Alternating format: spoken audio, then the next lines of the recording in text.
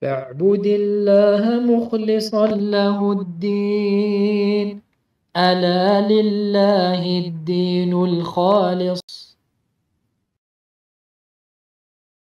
Donc les preuves religieuses, c'est-à-dire le kitab ou sunna, le livre d'Allah et la sunna du prophète Mohammed sallallahu alayhi wa sallam, de manière générale, sont comparables à des médicaments, à des remèdes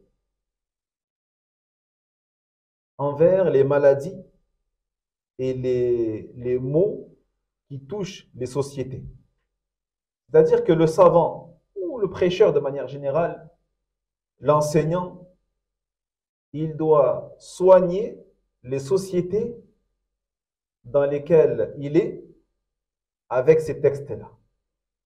Et il doit prescrire, comme le médecin, il va prescrire les médicaments qui seront les plus efficaces pour soigner la personne.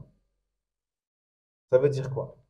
Ça veut dire qu'il va devoir jongler entre les textes de menaces évoquant l'enfer, évoquant le châtiment, et les textes évoquant le paradis, le pardon. Il ne peut pas mentionner que les textes de châtiment, comme il ne peut pas mentionner uniquement les textes du pardon et du paradis. Il faut qu'il jongle avec les deux, il faut qu'il dose. Comme un médecin doit doser la quantité et les doses prescrites, etc. C'est-à-dire, s'il voit que la société dans laquelle il est, les gens sont plutôt mutachaddid, durs, et ont une tendance vers al-khawarij,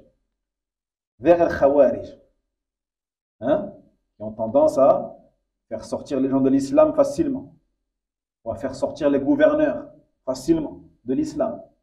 Ce genre de choses, lui, qu'est-ce qu'il fait? Il faut qu'il évoque plus abondamment les textes de wa'd, de pardon. Il faut qu'il les éduque plus sur ça, le pardon, qu'il insiste plus sur ar-rahma. Vous voyez, l'absolution, sur le fait qu'Allah pardonne tous les péchés, à condition que la personne se repente, et ainsi de suite. Et que ce n'est pas tout péché qui exclut la personne de l'islam. Vous voyez, il insiste sur ça. En revanche, s'il vit dans une société où les gens ont tendance à plutôt être laxistes, à rendre croyant tout le monde, même les chrétiens ou les juifs, il y a des gens qui mettent au même niveau toutes les religions. Ils disent que, voilà, nous on est croyants, eux sont croyants, et eux sont croyants.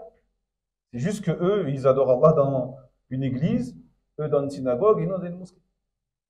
Donc là, c'est une société qui est laxiste. Donc ces gens-là, l'imam, le prêcheur, l'enseignant devra plus insister sur les textes de l'enfer, de menaces, de châtiments pesant sur ceux qui ne suivent pas la voie du prophète Mohammed sallallahu alayhi wa sallam et qui ne croient pas en Mohammed sallallahu alayhi wa sallam. Donc il doit doser. Vous voyez, qu'il fasse attention. Par exemple, les textes ou les hadiths dans lesquels le Nabi sallallahu alayhi wa sallam il dit que lorsque un tel fait telle ou telle action, faqad kafar ou faqad ashrak. Et dans certains textes, ce n'est pas du kufr akbar majeur dont il est question, mais du kufr asghar. Par exemple, man halafa bi ghayrillah faqad ashrak. Celui qui a juré sur autre qu'Allah, il a associé Allah. Les savants ils disent, à la base, les hadiths, on doit les mentionner comme tels. Parce que le but du prophète sallallahu alayhi wa sallam, c'était de faire peur aux gens. C'est pas de dire, oui, mais c'est que du asghar, c'est pas grave. Non, c'était vraiment de faire peur aux gens vis-à-vis ici, donc, du fait de jurer sur autre qu'Allah. En fait, il a dit faqat ashrak, il n'a pas détaillé à ce moment-là. Donc là-bas, c'est que tu dises, comme il a dit le prophète sallallahu alayhi wa sallam, faqat ashrak, et tu dis pas, mais c'est du shirk asghar, etc. Sauf que ça va dépendre.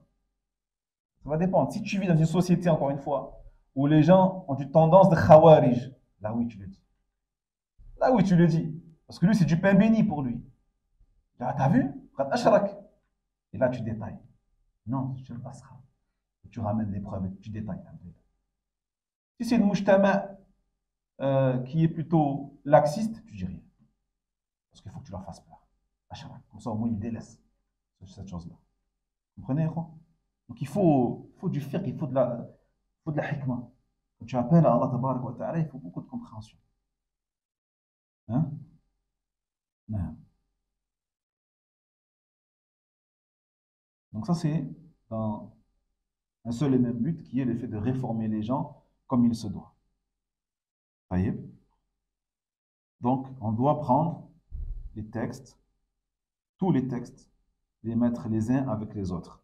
Et on doit les relier. Et c'est comme ça qu'on doit faire la da'wah afin qu'il n'y ait pas de mauvaise compréhension et de mauvaises croyances comme celles dans lesquelles sont tombés al-Khawarij, al-Mu'tazila et al-Murji'a. وينجي الله الذين اتقوا بمفازتهم لا يمسهم السوء ولا هم يحزنون